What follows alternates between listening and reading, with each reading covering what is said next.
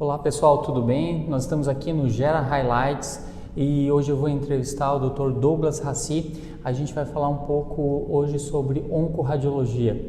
Douglas, oncoradiologia, a gente vem falando muito esse termo. Oncoradiologia existe? É algo real, Douglas?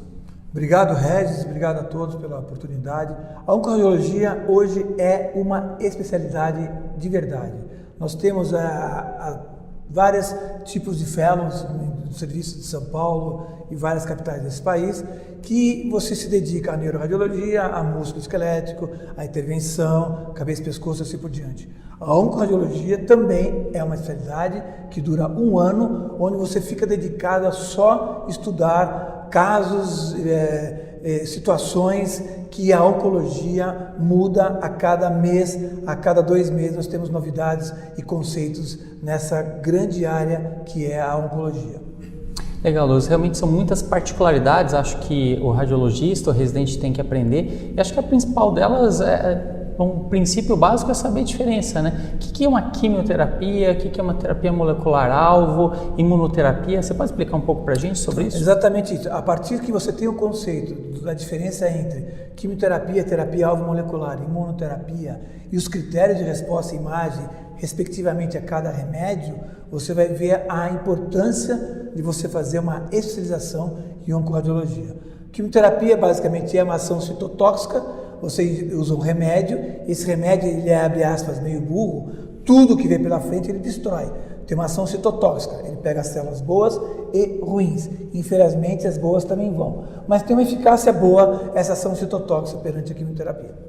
O outro tratamento é a terapia-alvo molecular, falando extremamente resumidamente, é lógico, né, porque o tempo é curto, mas a terapia-alvo molecular, diferente da quimioterapia, tem uma ação citostática, ou seja, por exemplo, você dá um remédio, vamos imaginar um imatinib, um inibidor da tirosinoquinase, ele vai escolher aquela célula que tem um receptor de membrana, um c-KIT, por exemplo, no receptor de membrana, vai conjugar esse receptor de membrana e vai entrar na célula, inibir a tirosinoquinase e destruir a célula. Então, aquela célula que não tem o receptor respectivo do medicamento, essa célula não vai ser atacada. Então, a terapia-alvo molecular ela é muito mais inteligente que a quimioterapia. E depois a imunoterapia, que não tem nada a ver com químio, nada a ver com terapia-alvo molecular, que você atua em imunidade.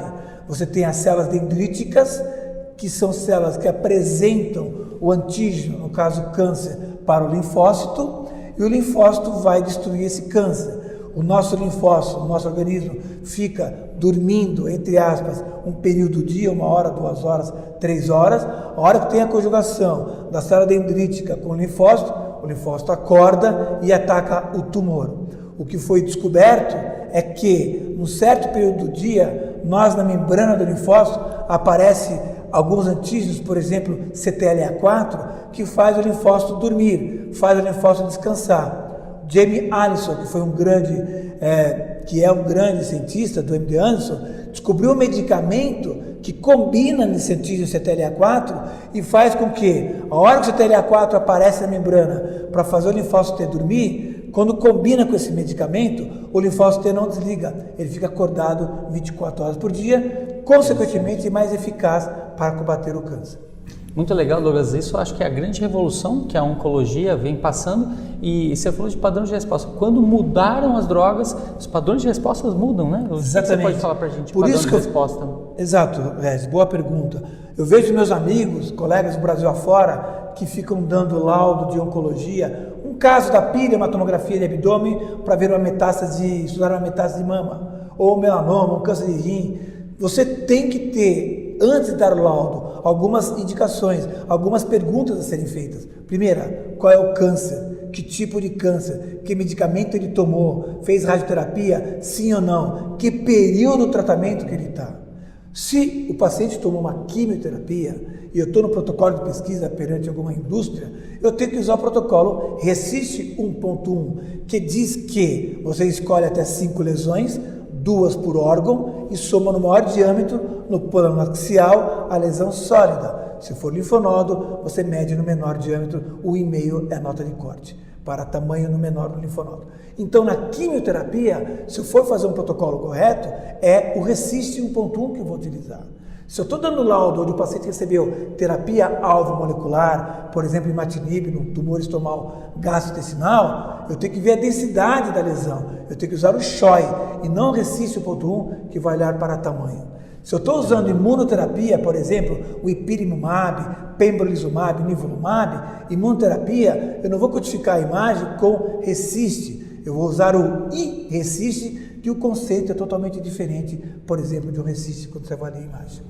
Legal, Douglas. Acho que para a gente terminar, Douglas, você podia esclarecer 3 conceitos que o oncologista sempre traz para a gente ouve ele falar. Reação sarcoide, efeito abscopal e resposta mista. Douglas, você pode esclarecer esses 3 conceitos para a gente? Obrigado. É muito interessante você observar em tumores imunogênicos, por exemplo, quem tem melanoma, que recebeu uma imunoterapia, uma associação de nivo mais ipilimumab, esse paciente responde, 30%, 40% vão bem, e responde devido ao PD1 do nivolumab e o CTLA4 do ipilimumab, e vai bem.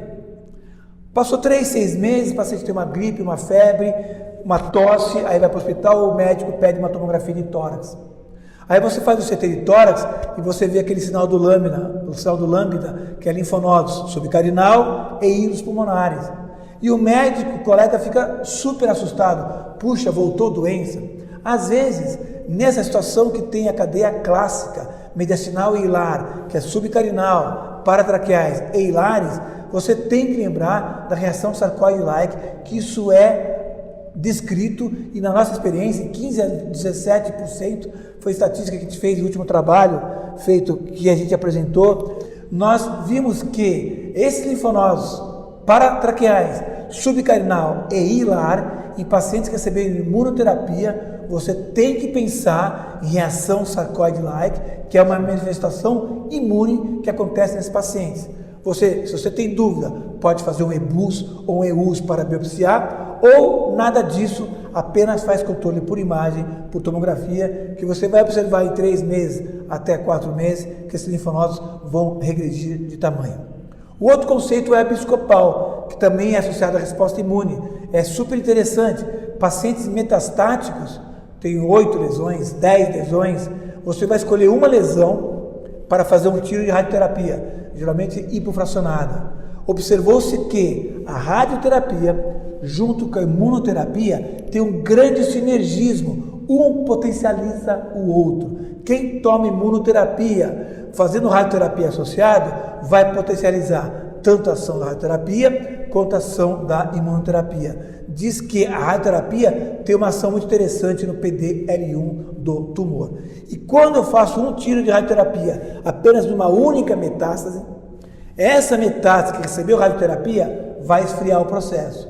E as outras que não receberam radioterapia, tomando imunoterapia, também diminui. Então a abscopal é isso, 10 lesões, uma recebeu rádio, a de rádio diminui. E as outras que não receberam rádio também vai diminuir pelo sinergismo entre imuno e radioterapia.